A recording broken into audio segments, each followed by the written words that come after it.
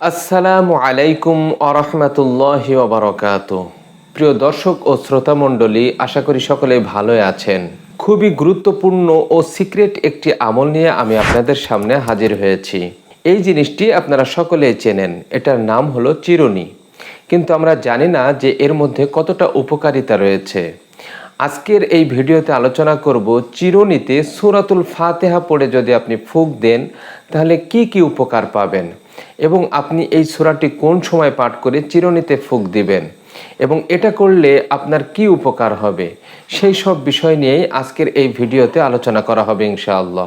সেই সাথে আপনি যদি চ্যানেলের নতুন দর্শক হয়ে থাকেন তাহলে চ্যানেলটিকে সাবস্ক্রাইব করে দিন, যাতে আমার সমস্ত ভিডিও আপনার কাছে সবার আগে পৌঁছে যায়।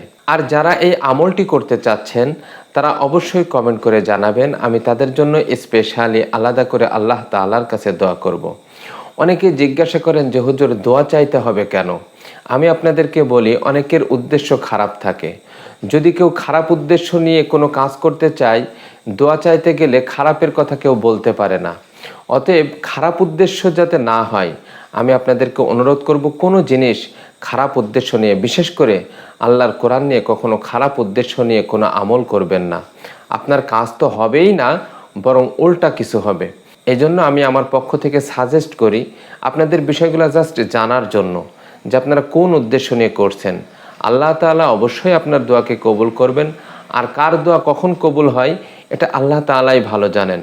তো যাই হোক, আমরা যেটা বলছিলাম, আপনি কোন সময় এই চিরুনির এই আমলটি করবেন, এটার জন্য আপনার নির্দিষ্ট কোনো সময়সীমা নেই। আপনি যে কোনো সময় করতে পারেন, কিন্তু সবচাইতে উত্তম হলো রাতের বেলায়। যে রাতের বেলায় মাথা আঁচড়ানোর প্র্যাকটিস করবেন, এটাতে উপকার বেশি হবে।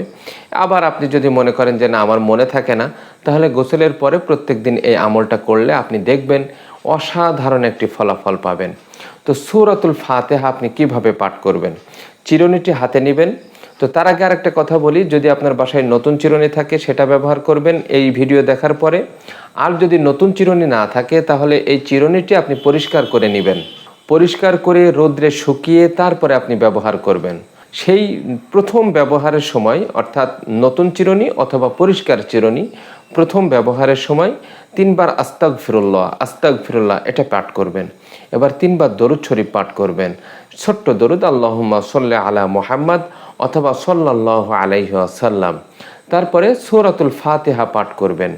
বিসমিল্লাহির রহমানির রহিম, আলহামদুলিল্লাহি রাব্বিল আলামিন, আর রহমানির রহিম, মালিক ইয়াউমিদ্দিন, ইয়্যাকা না'বুদু ওয়া ইয়্যাকা নাস্তাঈন, ইহদিনাস সিরাতাল মুস্তাকিম, সিরাতাল লাযীনা আন'আমতা আলাইহিম গায়রিল মাগদুবি আলাইহিম ওয়ালাদ-দাল্লিন, আমিন।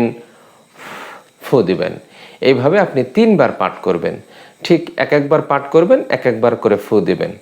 এরপরে আপনি 3 বার আবার দরুদ শরীফ পড়বেন। এইটা এই একবার পরেই আপনি লাগাতার একটি মাস ওই চিরুনি দিয়ে, এবং আমি আপনাকে নসিহত করব আপনার চিরুনিটি আপনি আলাদা করে নেবেন। লাগাতার একটা মাস আপনি ওই চিরুনিটাই ব্যবহার করবেন। 1 মাস পরে আবার নতুন করে যে আমলটির কথা বললাম এই আমলটি করে আবার আপনি চিরুনি ব্যবহার করবেন। এইটাই আপনার কি উপকার হবে?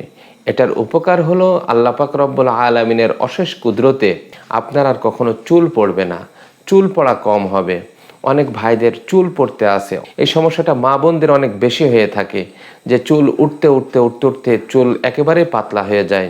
আপনি যদি এই আমলটি করেন, আপনার চুলের গোড়া মজবুত হবে, আপনার চুল শক্ত হবে এবং আপনার চুল পড়া রোধ হবে।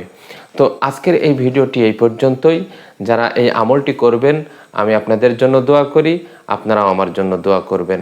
ভালো থাকবেন, সুস্থ থাকবেন। আবারও দেখা হবে নতুন কোনো ভিডিওতে। ততক্ষণে আল্লাহ হাফেজ।